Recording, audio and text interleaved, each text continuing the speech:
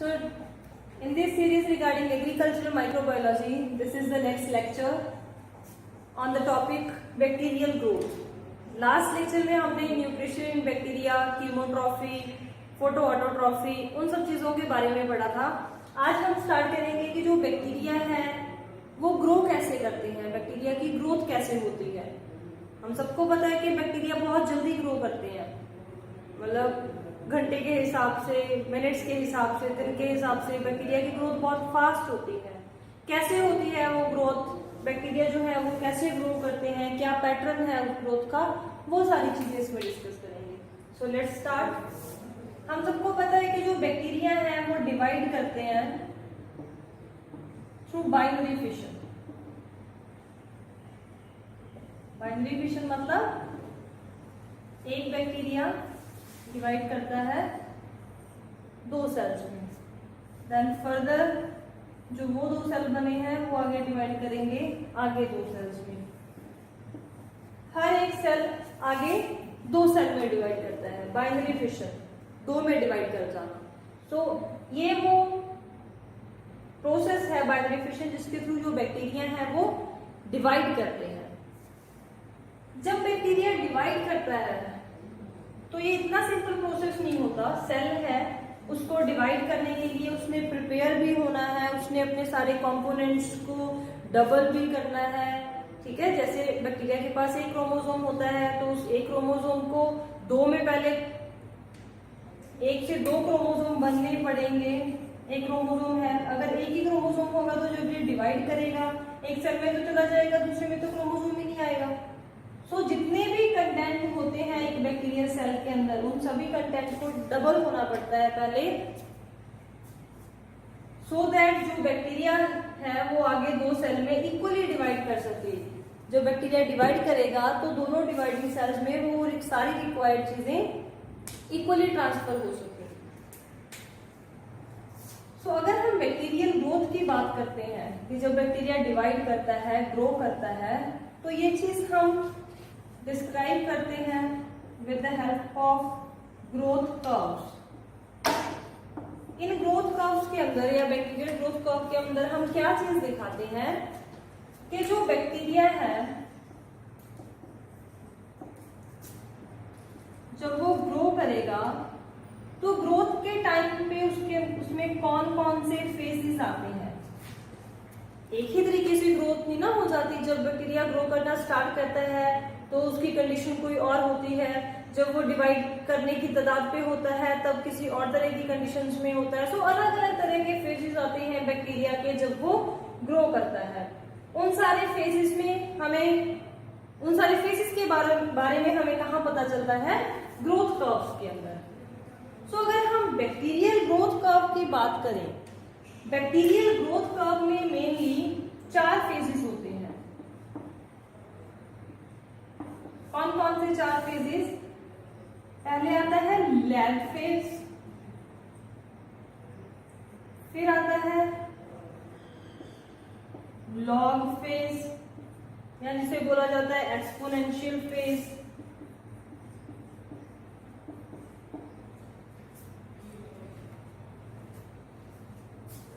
या जिसे बोला जाता है एक्सपोनेंशियल फेज। उसके बाद आता है stationary phase, the last one is decline phase. So ये पूरा ग्रोथ साइकिल है बैक्टीरिया का। जब कोई भी बैक्टीरिया ग्रो करता है, डिवाइड करता है, उसमें एक साइकिल चलता है इन चार फेजेस का, और इन चार फेजेस के उस साइकिल को हम ग्रोथ कर्व बोल देते हैं, बिकॉज वो स्ट्रक्चर हमें एक कर्व जैसा लगता है। उस कर्व में चार फेजेस होते हैं, lag phase, log phase, stationary phase and decline phase. अगर मैं इसको आपको ड्रॉ करके दिखाना चाहूं, इस साइड टाइम है, इस साइड बैक्टीरिया की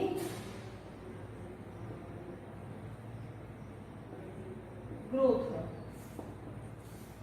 ठीक है।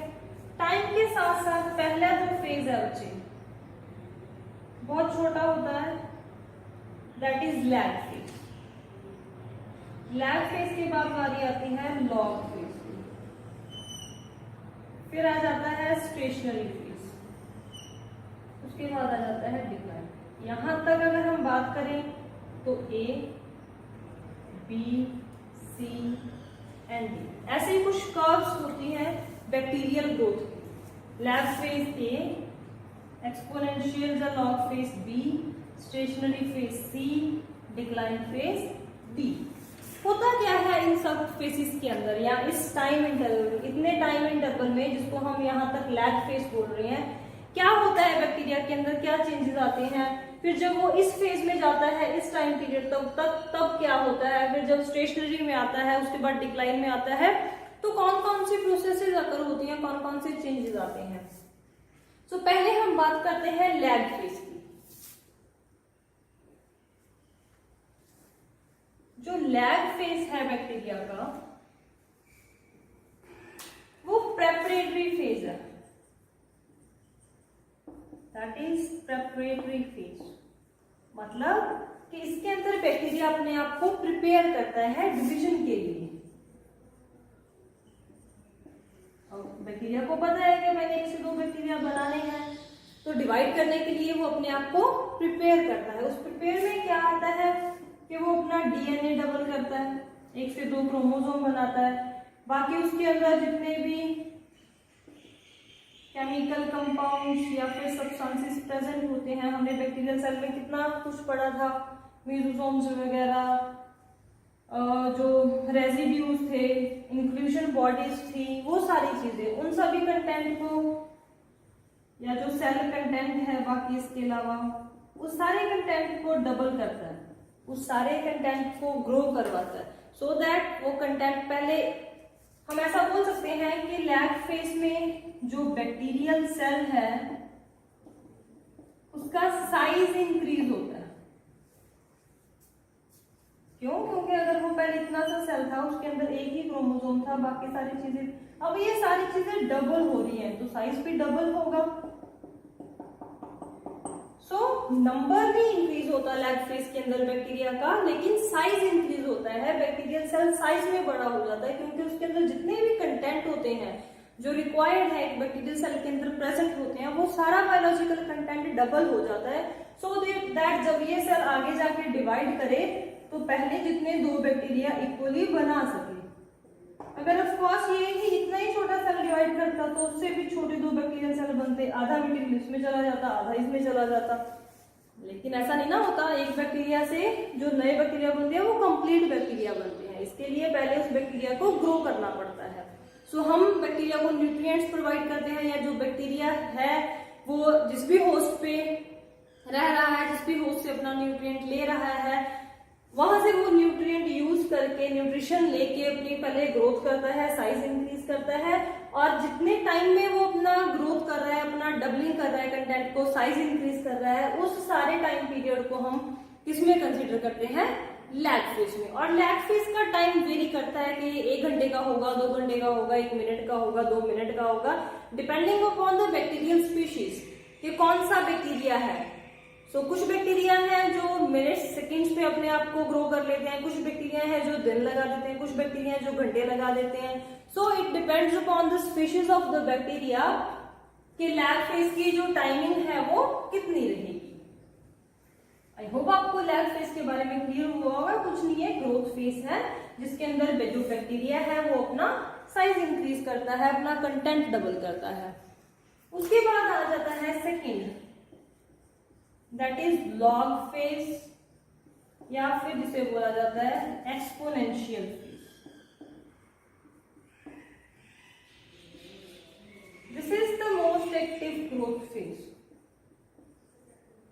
ये वो फेज है जिसके अंदर बैक्टीरिया बाइनरी फिशन करना शुरू करते हैं, जिसके अंदर बैक्टीरिया डिवाइड करना शुरू करते हैं। अब उन्होंने ग्रोथ कर ली है, अब वो बैक्टीरिया डिवाइड करेंगे। डिवाइड भी कैसे करते हैं? ज्योमेट्रिक प्रोग्रेशन के साथ। ज्योमेट्रिक प्रोग्रेशन मतलब 1 से 2, 2 से 4, 4 से 8, 8 से 16, 16 से 32 ऐसे। 1 से 2 बैक्टीरिया बनते हैं, 2 से 4 बन जाते हैं, 4 से 8 बन जाते हैं, 8 से 16 बन जाते हैं, 32 बन जाते हैं, 64 बन जाते हैं। मतलब इस सीक्वेंस में जिसे बोला जाता है ज्योमेट्रिक प्रोग्रेशन, ऐसे बैक्टीरिया डिवाइड करते हैं। और सबसे ज्यादा एक्टिव फेज यही होता है जब बैक्टीरिया की डिविजन स्टार्ट होती है। बैक्टीरिया ग्रो कर लिया, उसने अपना कंटेंट जो था वो ग्रो कर लिया, साइज उसका इंक्रीज हो चुका है, उसके बाद उसका डिवाइडिंग फेज आता है जिसको हम लॉग फेज या फिर एक्सपोनेंशियल फेज भी बोलते हैं। जब तक बैक्टीरिया को न्यूट्रिएंट्स मिलते रहेंगे, जब तक उसको खाना मिलता रहेगा, तब तक बैक्टीरिया लॉग फेज में रहेगा, ग्रो करता रहता है। ठीक है, जिसे एक्सपोनेंशियल फेज भी बोला जाता है। लेकिन थोड़े टाइम के बाद क्या होता है, अब एक मीडियम है, उसमें से जितने न्यूट्रिएंट हमने डाले थे वो सारे न्यूट्रिएंट्स उसने कंज्यूम कर लिए और बैक्टीरिया के पास और ज्यादा न्यूट्रिएंट्स नहीं है। या अगर हम उस ग्रोथ कल्चर में बाहर से न्यूट्रिएंट्स और ऐड भी कर देंगे, तब भी जैसे जैसे बैक्टीरिया ग्रो करते जाते हैं बहुत सारे इनहिबिटरी कंपोनेंट्स होते हैं, एंजाइम्स वगैरह होते हैं जो अपने आप उस बैक्टीरिया के अंदर बनना शुरू हो जाते हैं। सो न्यूट्रिएंट्स कम हो जाते हैं, इनहिबिटरी कंपोनेंट्स की कॉन्सेंट्रेशन इंक्रीज होना स्टार्ट हो जाती है, जिसकी वजह से जो बैक्टीरिया है उनकी डिवीजन के साथ साथ डेथ होना भी स्टार्ट हो जाता है। इसीलिए इसे बोलते हैं स्टेशनरी फेज। ये कब आता है स्टेशनरी फेज? जब न्यूट्रिएंट्स डिप्लीट होना स्टार्ट हो जाते हैं और जो इनहिबिटरी या फिर टॉक्सिक सब्सटेंसेस है, जो मेटाबॉलिज्म हुआ कुछ ना कुछ रिलीज होता है, कुछ टॉक्सिक सब्सटेंसेस रिलीज होते हैं, वो इंक्रीज होना स्टार्ट हो जाते हैं। तो जो बैक्टीरिया है उनकी डिवीजन भी होती रहती है साथ साथ थोड़ा बहुत, और उनका डेथ होना भी शुरू हो जाता है। स्टेशनरी फेज पे जितने बैक्टीरिया डिवाइड करते हैं उतने ही बैक्टीरिया की डेथ हो जाती है। सो जो नंबर ऑफ बैक्टीरिया है वो ऑलमोस्ट सेम रह जाता है। ऐसा नहीं है कि ग्रोथ नहीं हो रही, ग्रोथ हो रही है, लेकिन साथ साथ फिर उतने सारे बैक्टीरिया जो है वो खत्म भी हो रहे हैं। सो जो नंबर है बैक्टीरिया का वो सेम रह जाता है, इसीलिए हम उस फेज को स्टेशनरी फेज बोल देते हैं। अब स्टेशनरी फेज के बाद जब न्यूट्रिएंट्स कंप्लीटली डिप्लीट हो गए, न्यूट्रिएंट्स उसे मिल ही नहीं रहे, ना हम बाहर से दे रहे हैं, ना उस कल्चर में जितने थे वो उतने बैक्टीरिया ने यूज कर लिए, उसके बाद आ जाता है डिक्लाइन फेज। डिक्लाइन फेज में क्या है, डेथ रेट इंक्रीज हो जाता है,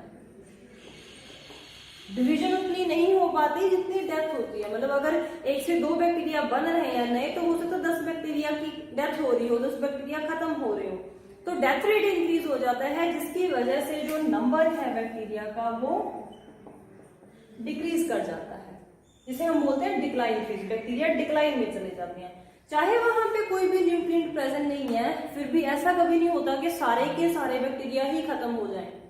उसमें से कुछ बैक्टीरिया होते हैं जो फिर भी सरवाइव कर जाते हैं, जो नॉन फेवरेबल एनवायरमेंटल कंडीशन है उनके अंदर भी। सो जब जो बैक्टीरिया उस टाइम पे रह जाते हैं, बाद में जब दोबारा उनको कहीं से न्यूट्रिएंट्स मिल जाते हैं तो वो दोबारा से यहाँ से शुरू कर देते हैं लैग फेज से। ये पूरा ग्रोथ साइकिल फिर से स्टार्ट हो जाता है। अगर एक बैक्टीरिया भी बच गया, एक बैक्टीरियल सेल भी बच गया, तब भी वो दोबारा पूरी बैक्टीरियल कॉलोनी खड़ी कर सकता है इस ग्रोथ साइकिल के थ्रू, डिक्लाइन फेज के बाद भी।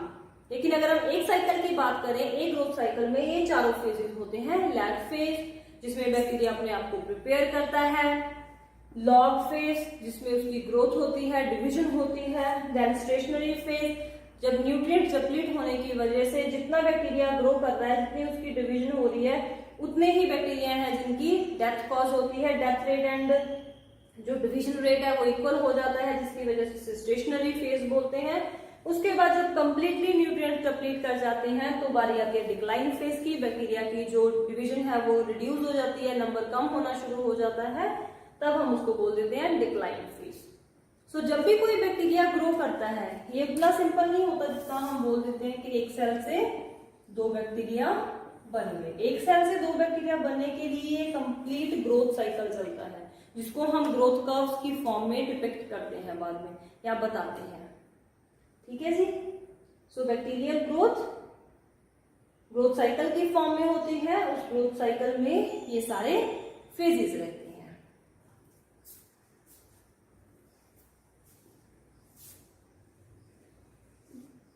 बैक्टीरिया की ग्रोथ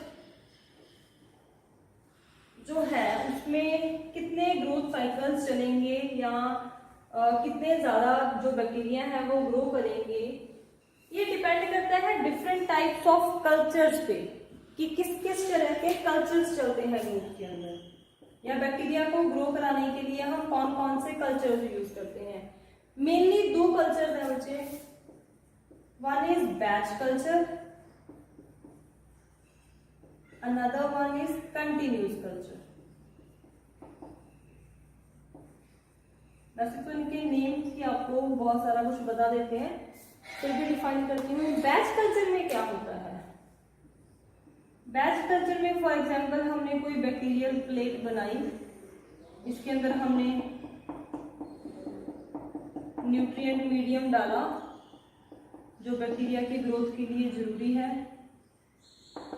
उसके ऊपर हमने बैक्टीरियल स्पीशीज ग्रो करवा दी। अब ये बैक्टीरियल स्पीशीज ग्रो करना स्टार्ट करेंगे ऑफ कोर्स, क्योंकि उन्हें न्यूट्रिशन मिल रहा है, उन्हें खाना मिल रहा है, लेकिन सिर्फ तब तक ग्रो करेंगी जब तक इस मीडियम के अंदर न्यूट्रिएंट्स प्रेजेंट रहेंगे। जैसे ही ये न्यूट्रिएंट्स डिप्लीट हो गए, खत्म हो गए, वहां से बैक्टीरिया भी खत्म हो जाएंगे। सो एक ही बैच होता है इसके अंदर, हम न्यूट्रिएंट लेते हैं, उसके ऊपर बैक्टीरिया ग्रो करवाते हैं, जितना न्यूट्रिएंट्स उसके अंदर प्रेजेंट है बैक्टीरिया उन न्यूट्रिएंट्स को यूज करते हैं, ग्रो करते हैं, मल्टीप्लाई करते हैं। जैसे ही वो न्यूट्रिएंट्स डिप्लीट होना शुरू होते हैं, बैक्टीरिया की डेथ होना शुरू हो जाती है और बैक्टीरिया खत्म हो सकते हैं। या अगर हमें वो बैक्टीरिया चाहिए तो वो न्यूट्रिएंट्स जैसे जैसे उनका नंबर रिड्यूस होना शुरू होता है, हम वहां से उन बैक्टीरिया को एक्सट्रैक्ट कर लेते हैं फर्दर यूजेस के लिए, अगर हमें वो बैक्टीरिया चाहिए तो। इसको हम बोलते हैं बैच कल्चर, जिसके अंदर हम दोबारा न्यूट्रिएंट्स प्रोवाइड नहीं करते। एक बार हमने जितने न्यूट्रिएंट्स दे दिए, उससे जितने बैक्टीरिया ग्रो किए, हमने उन बैक्टीरिया को एक्सट्रैक्ट कर दिया। कंटिन्यूस कल्चर में ऐसा नहीं होता। कंटिन्यूस कल्चर में क्या होता है, फॉर एग्जाम्पल हमने एक न्यूट्रिएंट मीडियम लिया जिसके अंदर हमने बैक्टीरिया को ग्रो करवाया। ऑफ कोर्स थोड़े टाइम के बाद क्या होगा, जब बैक्टीरिया ग्रो करेंगे तो इस न्यूट्रिएंट मीडियम के जो न्यूट्रिएंट्स है वो तो डिप्लीट होने ही होने हैं, खाना तो खत्म होना ही होना है। तो हम क्या करेंगे, जैसे हमें पता चल रहा है कि हाँ इतने टाइम में न्यूट्रिएंट्स डिप्लीट हो जाते हैं, हम वहां से जितने बैक्टीरिया ग्रो कर रहे हैं उनको एक्सट्रैक्ट कर लेंगे, उनको निकाल लेंगे और उसमें नए न्यू न्यूट्रिएंट मीडियम जो है वो ऐड कर देंगे। ठीक है, जब न्यू न्यूट्रिएंट मीडियम ऐड होगा तो जो बैक्टीरिया वहां पे अभी भी पड़े होंगे फिर वो दोबारा अपना ग्रोथ साइकिल शुरू कर देंगे। सो ऐसे ही हम कभी भी न्यूट्रिएंट्स को डिप्लीट नहीं होने देते, जब तक हमें रिक्वायर्ड है हम उसी कंटेनर के अंदर, उसी रिएक्टर के अंदर, बायोरिएक्टर्स में ये प्रोसेस यूज होती है, उसी बायोरिएक्टर के अंदर हम बार बार न्यूट्रिएंट मीडियम ऐड करते रहते हैं और बैक्टीरिया को ग्रो करते रहते हैं, एक्सट्रैक्ट करते रहते हैं। एक कंटिन्यूस प्रोसेस चलता है, खत्म नहीं होता, रुकता नहीं है, उसे हम बोलते हैं कंटिन्यूस कल्चर। अगर हमें बैक्टीरिया की बहुत ज्यादा अमाउंट चाहिए, जैसे इंडस्ट्रीज में होता है, अगर हमें कोई एंटीबायोटिक बनानी है या बैक्टीरिया से कोई कंपाउंड है जो एक्सट्रैक्ट करना है, तो हम उसमें कंटिन्यूस कल्चर्स को यूज करते हैं। एक के बाद एक के बाद एक हम न्यूट्रिएंट्स ऐड करते जाते हैं और उसमें से जो रिएक्टर्स में से बैक्टीरिया है उनको एक्सट्रैक्ट करते रहते हैं। सो बैक्टीरियल ग्रोथ के लिए हम दो तरीके के कल्चर जो यूज कर सकते हैं, बैच कल्चर या फिर कंटिन्यूस कल्चर। जब हम आर्टिफिशियली बैक्टीरिया को ग्रो करवाते हैं अपने किसी यूज के लिए, अपनी एडवांटेजेस के लिए, तो हम दो तरीके के कल्चर यूज कर सकते हैं, batch culture and continuous culture.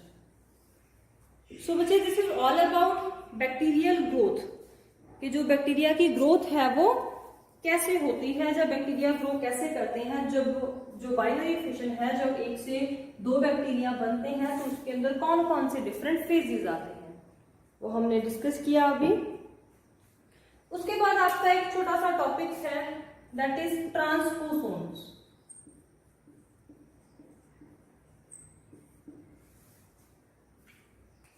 इसी सिलेबस के अंदर आपको एक छोटा सा टॉपिक दे रखा है, ट्रांसपोसोम्स। ट्रांसपोसोम्स क्या होते हैं? ट्रांसपोसोन्स का अदर नेम है जंपिंग जीन्स। ठीक है जी, ट्रांसपोसोन्स को जंपिंग जीन्स भी बोला जाता है। कहाँ प्रेजेंट होते हैं ट्रांसपोसोन्स? जीन है तो ऑफकोर्स डीएनए के ऊपर ही प्रेजेंट होंगे।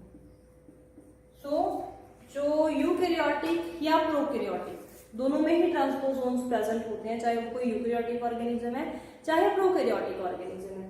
यूकैरियोटिक डीएनए या प्रोकैरियोटिक डीएनए में कुछ ऐसे जीन्स होते हैं जिनको हम बोलते हैं जंपिंग जीन्स या जिनको हम बोलते हैं ट्रांसपोसोन्स। ट्रांसपोसोन्स या जंपिंग जीन्स इनको क्यों बोला जाता है? क्योंकि ये एक ही डीएनए के अंदर जंप करते रहते हैं from one place to another. कुछ नहीं है, ट्रांसपोसोन्स डीएनए का ही सीक्वेंस है, डीएनए के ऊपर प्रेजेंट ही जीन्स हैं। यूकैरियोट्स में भी हो सकते हैं, प्रोकैरियोट्स में भी हो सकते हैं, लेकिन ये वो जीन है जो अपनी जगह चेंज करते रहते हैं, जंप करते रहते हैं from one place to another, इसीलिए इन्हें जंपिंग जीन्स भी बोला जाता है।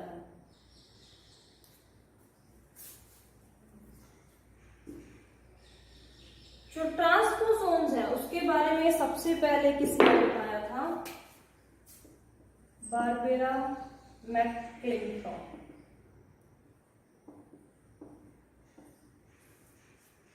शायद स्पेलिंग मिस्टेक है, देख लेना। बारबेरा मैकक्लिंटॉक नाम की एक साइंटिस्ट थी जिसने मेज में सबसे पहले ऐसे किसी जीन्स के बारे में बताया था कि कुछ ऐसे जीन्स भी होते हैं जो एक जगह से जीनोम में दूसरी जगह मूव कर सकते हैं।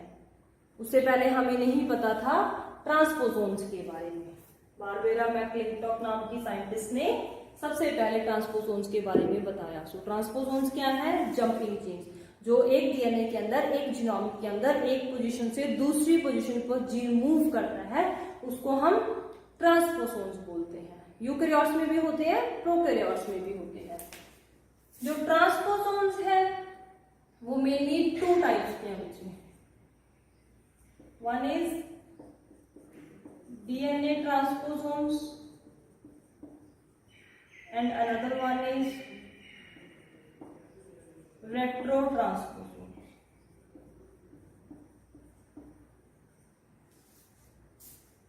ठीक है जी, डीएनए ट्रांसपोसोन्स भी हैं, रेट्रो ट्रांसपोसोन्स भी हैं। जो डीएनए ट्रांसपोसोन्स हैं उन्हें कट एंड पेस्ट ट्रांसपोसोन्स भी बोला जाता है, और जो रेट्रो ट्रांसपोसोन्स है उन्हें कॉपी एंड पेस्ट ट्रांसपोसोन्स बोला जाता है। क्या मतलब है इनका कट एंड पेस्ट या copy and paste? For example पहले बात करते हैं डीएनए ट्रांसपोसोन्स की। ये कोई डीएनए है, इसके ऊपर यहाँ पे ये ट्रांसपोसोन प्रेजेंट है, मतलब ये वो जीन है जो मूव कर सकता है, इट इज ट्रांसपोसोन। अब इसके पास दो ऑप्शंस हैं, एक के लिए यहां से कट हो गया, फॉर एग्जाम्पल यहां से ये कट हुआ और कट होने के बाद दूसरी जगह जाके इंसर्ट हो जाए, यहां पे जाके इंसर्ट हो गया, यहां से जंप करके उसी डीएनए की अदर प्लेस पर। देखो डीएनए के ऊपर तो जीन्स ही प्रेजेंट होते हैं ना, एक जगह से निकला दूसरे जीन पे जाके लग गया, उसकी जगह पे चला गया, तो कट होके दूसरी जगह पे पेस्ट हो जाना। डीएनए ही था, डीएनए ही कट हुआ, उसी डीएनए पे किसी दूसरी जगह पे जाके पेस्ट हो गया। इस पूरी प्रोसेस को ट्रांसपोजिशन बोलते हैं हम। एक जगह से दूसरी जगह वो मूव करते हैं, इसके लिए एक एंजाइम है जो इनको मूव कराता है, transposase enzyme. Transposase enzyme responsible होता है ट्रांसपोसोन की मूवमेंट के लिए from one place to the another. ठीक है जी, सो ये है कट एंड पेस्ट मैकेनिज्म, या जो डीएनए ट्रांसपोसोन्स है वो कैसे मूव करते हैं। डीएनए ही है, एक जगह से कट होता है और उसी डीएनए की दूसरी जगह पे जाके पेस्ट हो जाता है। उसी डीएनए की फ्रेगमेंट उसी डीएनए में से कट होके उसी डीएनए की दूसरी जगह पे जाके पेस्ट हो जाती है। और जो ट्रांसपोजोन्स ये वाला मैकेनिज्म फॉलो करते हैं ट्रांसपोजिशन के लिए, उनको हम बोलते हैं डीएनए ट्रांसपोजोन्स। लेकिन कुछ जो ट्रांसपोजोन्स है वो रेट्रो ट्रांसपोजोन्स होते हैं, जिनको हम कॉपी एंड पेस्ट बोलते हैं। उनकी ट्रांसपोजिशन कैसे होती है? फॉर एग्जाम्पल ये कोई डीएनए है, वैसे ही इसके ऊपर एक ट्रांसपोजोन प्रेजेंट है, तो ये ट्रांसपोजोन पहले इस डीएनए की क्या बनता है, पूरा नहीं बना, पहले इस ट्रांसपोजोन का बनता है आरएनए। ठीक है जी, ट्रांसक्रिप्शन के थ्रू पता ही है हमें डीएनए से आरएनए बनता है, नॉर्मल प्रोसेस है। पहले इस टी का बनेगा आरएनए, फिर इस आरएनए की होती है रिवर्स ट्रांसक्रिप्शन, ट्रांसक्रिप्शन का उल्टा।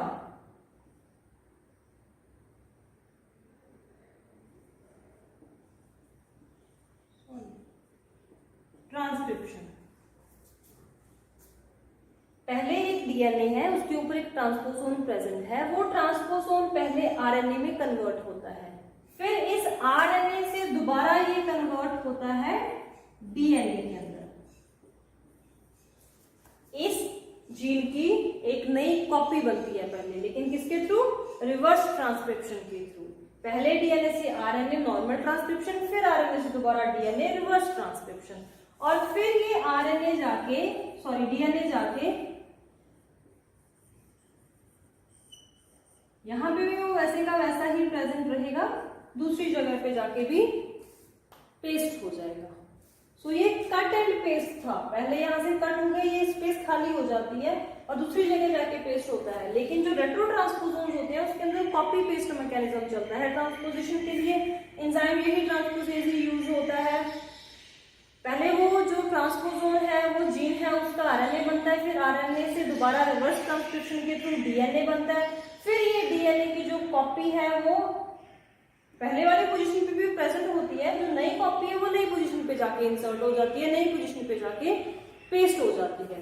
इस मैकेनिज्म को हम बोलते हैं कॉपी एंड पेस्ट मैकेनिज्म, और जो transposons copy and paste mechanism use करते हैं उनको बोला जाता है रेट्रो ट्रांसपोजोन्स। दोनों तरह के ट्रांसपोजोन्स बैक्टीरिया के अंदर प्रेजेंट हो सकते हैं, डीएनए ट्रांसपोजोन्स भी, रेट्रो ट्रांसपोजोन्स भी। जो नॉर्मल ट्रांसपोजोन्स बैक्टीरिया के अंदर प्रेजेंट होते हैं दैट इज आईएस, ये क्या है? Insertion sequences. इंसर्शन सीक्वेंसेस नाम के ट्रांसपोजोन्स हैं जो बहुत कॉमन होते हैं बैक्टीरिया के अंदर। ठीक है, क्यों, क्या मतलब क्या है ट्रांसपोजोन्स का, या क्यों होते हैं ट्रांसपोजोन्स किसी बैक्टीरिया के अंदर? जंपिंग जीन्स क्या रोल प्ले करते हैं? जंपिंग जीन्स का एक तो बहुत इंपॉर्टेंट नेचुरल मैकेनिज्म है that is mutations. Transposons DNA के अंदर बहुत सारी म्यूटेशंस कॉज करते हैं। ठीक है जी, कैसे करते हैं म्यूटेशन कॉज? अब देखो, पहले कोई चीज यहाँ पे प्रेजेंट है बच्चे, फिर यहाँ से ये जंप करके किसी दूसरी जगह पे जाके पेस्ट हो गया। अब दूसरी जगह खाली तो नहीं थी, वहां पे भी डीएनए पे कोई ना कोई तो जीन थे, कोई ना कोई तो डीएनए की सेगमेंट प्रेजेंट थी, और वो जीन किसी ना किसी चीज को तो एनकोड कर ही रहे थे। तो जब ये डीएनए फ्रेगमेंट यहाँ से जंप करके दूसरे जीन में जाके इंसर्ट होती है तो उस जीन का जो फंक्शन है वो इंटरप्ट हो जाता है। ये क्या करते हैं? जीन फंक्शन को इंटरप्ट करते हैं। अब जब किसी जीन का फंक्शन इंटरप्ट हो जाएगा तो ऑफ कोर्स उस डीएनए के अंदर म्यूटेशंस कॉज होंगे। ठीक है जी, तो जो ट्रांसपोजोन्स हैं, चाहे वो बैक्टीरिया के अंदर है, चाहे वो किसी यूकेरियोटिक ऑर्गेनिज्म के अंदर है, उनका जो नेचुरल काम है या ट्रांसपोजोन्स करते क्या है इसके अंदर, जंप होने के बाद दूसरे जीन में वो वहां पे जाके जीन का फंक्शन इंटरप्ट कर देते हैं, जिसकी वजह से म्यूटेशंस कॉज करते हैं। लेकिन हम इन ट्रांसपोजोन्स को अपने फायदे के लिए यूज भी कर सकते हैं। अगर हम चाहते हैं, फॉर एग्जाम्पल यहाँ पे कोई डैमेजिंग जीन प्रेजेंट है पहले से जो डिजीज कॉज कर रहा है, हम चाहते हैं कि इस जीन का फंक्शन इंटरप्ट हो जाए, डिजीज ना हो, तो हम क्या करेंगे? ट्रांसपोजोन के अंदर ऐसा जीन डाल देंगे जो हम चाहते हैं कि इसकी जगह पे आए, सो दैट एक तो उसका फंक्शन इंटरप्ट हो जाए, डिजीज ना कॉज हो, दूसरा उसका कोई बेनिफिशियल इफेक्ट भी रहे, तो हम उस जीन को ट्रांसपोजोन के अंदर इंसर्ट करवाएंगे जेनेटिक इंजीनियरिंग के थ्रू। फिर वो ट्रांसपोजोन मूव करेगा, पहले हम ये सारा रीड करते हैं, उसके बाद ही ये वाला जो एक्सपेरिमेंट है वो पॉसिबल होते हैं।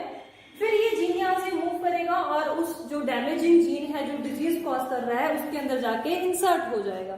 सो हमारे दो फायदे, एक तो यूजफुल जीन पहुंच गया डीएनए के अंदर, दूसरा जो हार्मफुल जीन था उसका फंक्शन इंटरप्ट हो गया। तो हम इन ट्रांसपोजोन्स को जेनेटिक इंजीनियरिंग में जीन ट्रांसफर के लिए, जीन थेरेपी के लिए यूज भी कर सकते हैं।